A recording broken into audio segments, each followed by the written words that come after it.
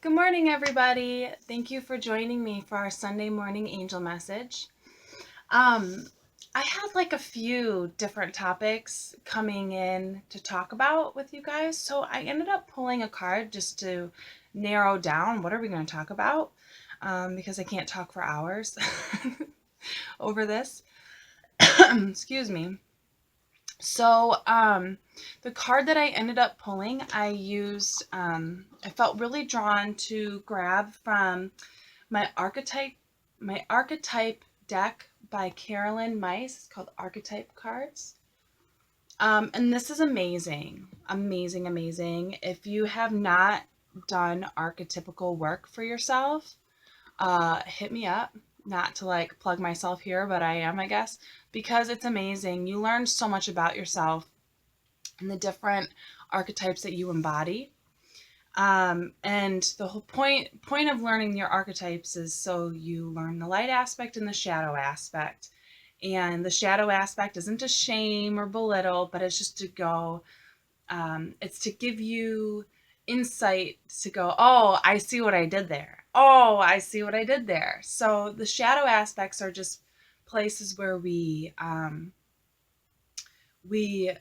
learn to grow more. I think that's a really good simple way. So the card that I ended up pulling was the victim card. It's funny because usually pull the victim card.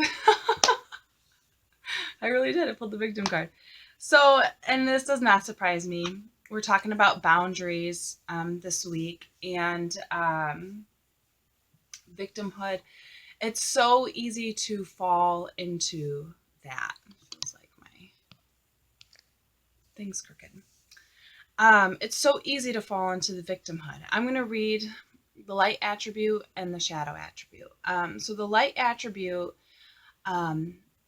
prevents you from letting yourself be victimized or victimizing others, right? You have been victimized in the past, and so now you've learned to identify certain red flags, certain behaviors, certain types of people or situations that you now, through your own life experiences, have learned to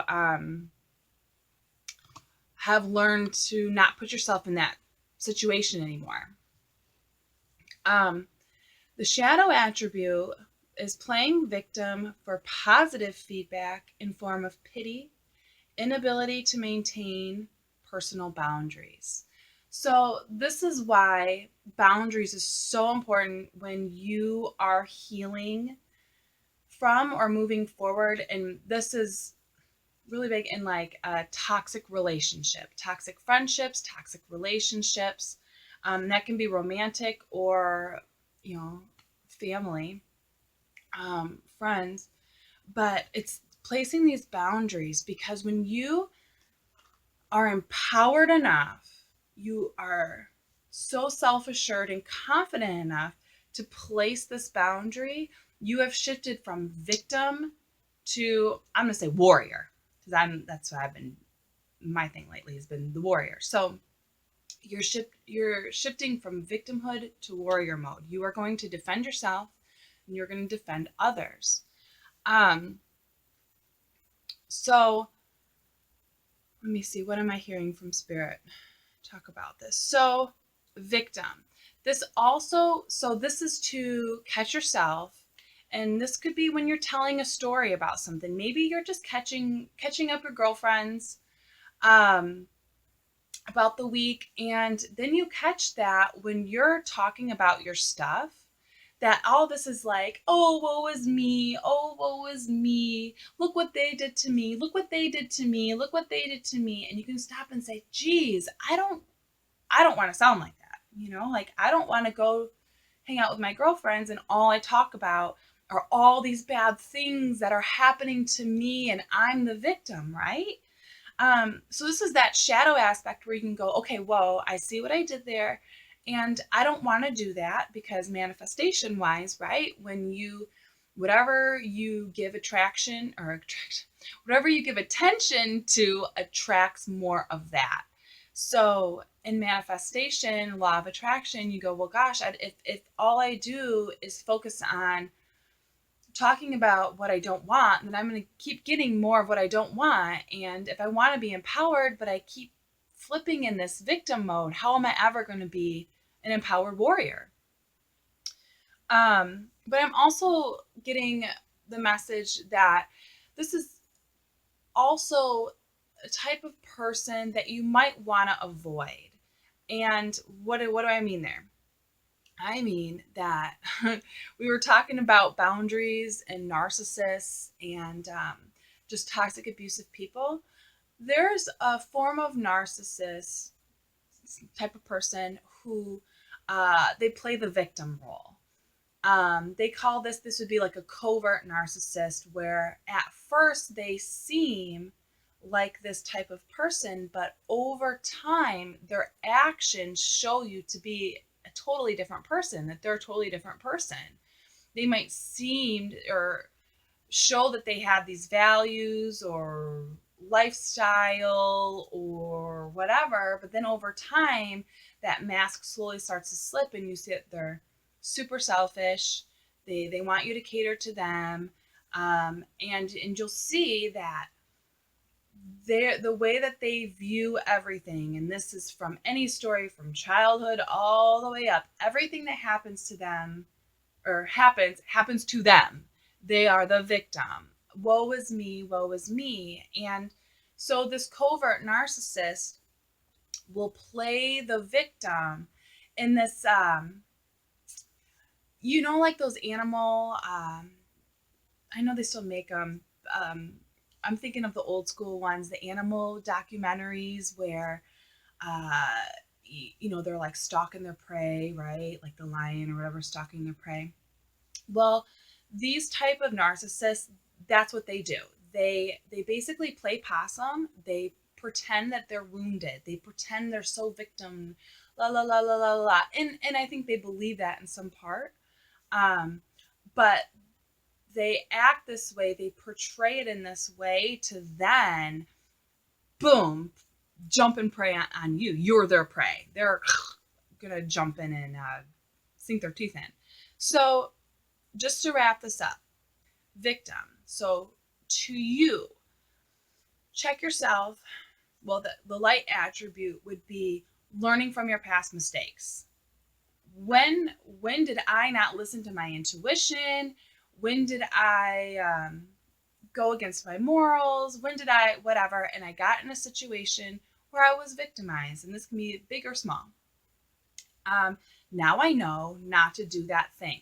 Period. There's no shame. There's no guilt. There's none of that.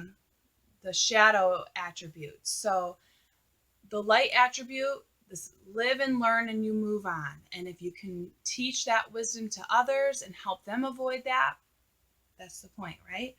The shadow attribute is to catch yourself when maybe you are playing victim a little bit and you're not realizing it. Like the example I gave where you're sitting with your girlfriends and you just keep complaining. Like everything you talk about, you're complaining. And then you're like, oh, I don't want to be doing that. Maybe it's just a slow habit that you got into and you check yourself and you go, okay, well, I got to get out of that because I don't want to be that person.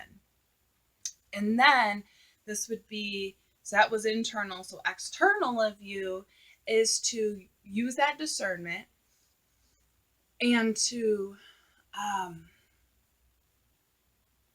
like I was saying before in previous videos with being a detective, you have to collect these clues and then look at the clues and then make an assessment. This isn't a judgment. You're not sitting there going, oh my God, can you believe? That's judgment. Discernment is going, you're thinking, you're a detective, you're thinking, you're assessing clues, and you're making a decision from that. So it's calling you externally to maybe evaluate those people in your life, that person who is always a victim and they're always asking for something from you, right? It's, oh, I'm a victim. Oh, I can't do this. Oh, I can't. Oh, I'm so hungry, but I can't afford a dollar piece of pizza. Can you buy that for me? No, go get some change. You can afford, always, I don't have enough money. I don't have enough money. But then they turn around and make a huge purchase. They go buy a brand new state-of-the-art, computer or a motorcycle, or you know what I mean? It's like you don't have money, but so pay attention to those people. And then even though if you love them so much and you have so many great times, but are those people filling your cup or emptying your cup, right? Like the sundae. Are they coming to the table with a whole sundae with your sundae, ice cream sundae, not like the day sundae?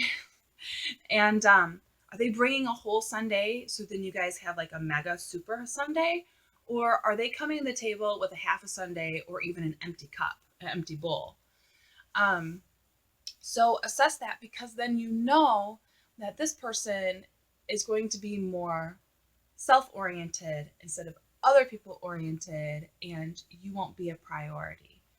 And depending on your relationship with that person, it might not matter. You might just be a casual friend, whatever, no big deal. But you might have a deeper relationship with that person. You work with them, your friends, your lovers, your family members, your partners, Okay, so I see we're 11, so we'll wrap this up now. If this helped you, comment below. I want to hear your comments. Tell me how this affected you. Does this make you go, I am thinking about, I'm going to teach some classes in this group soon, and I'm still kind of trying to figure out exactly what. But I have lots of classes written, so I think I just need to pull out a folder and be like, this one. So stay tuned for that. And I have some other new stuff working, conceiving wise, and then will be coming out soon. So, and that'll be around emotional eating, and getting emotional eating and getting how to get your life on track food wise. So how to eat healthier. I'm thinking about writing up a couple of menus, and I'll give more of my history around food later at another time.